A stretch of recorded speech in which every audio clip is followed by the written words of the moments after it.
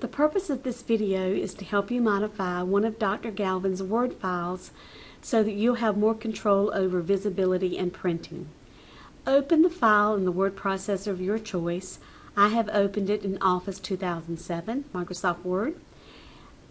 It doesn't matter if you have an older version or a newer version, the steps are basically the same. You want to take your mouse, your I-beam, and you want to position it over the first column so that it turns into a small arrow pointing down, and then you want to click.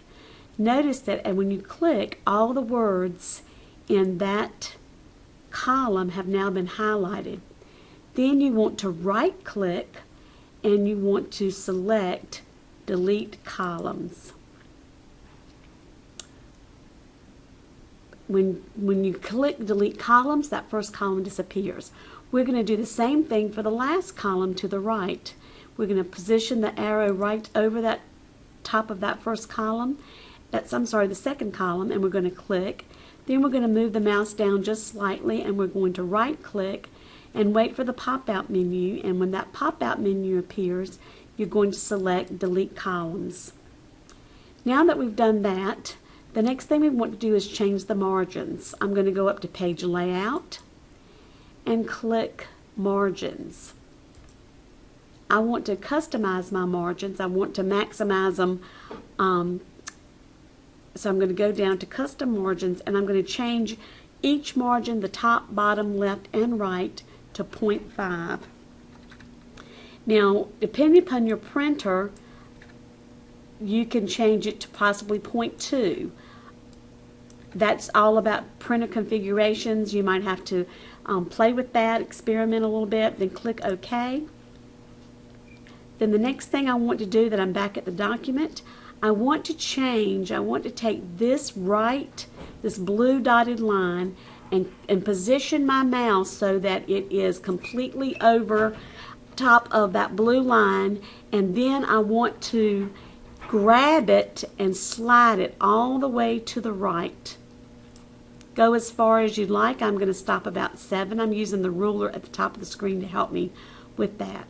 Now that I've done that, I can click into the center of any of the small slides or the graphics that you see, and when you click, you're going to see these squares appear around it. Those are called handles.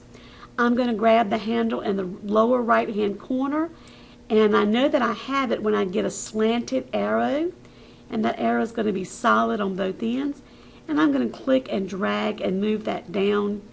I'm going to stop about at 5.5. Again, I'm using the ruler at the top of my screen as a guide. If you do not see your ruler, you may want to use your help feature of your word processor to help you locate that. Then I'm going to scroll down a little bit. I'm going to click on the second slide, and I'm also going to put my mouse arrow over that lower right hand corner handle and click, and I'm going to drag that also to about 5.5.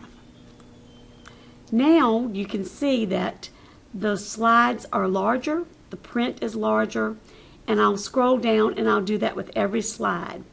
At some point you're going to want to save or print, so when you do that, you want to make sure that you give this a file name that's meaningful to you. Please keep in mind that the larger you make the slides, the more pages will print, and if the cost of printing is an issue, you might want to make them smaller than 5.5. I'm going to stop this one at about 3.5 so you can see the difference in the print size, which is still legible. I hope this has been helpful.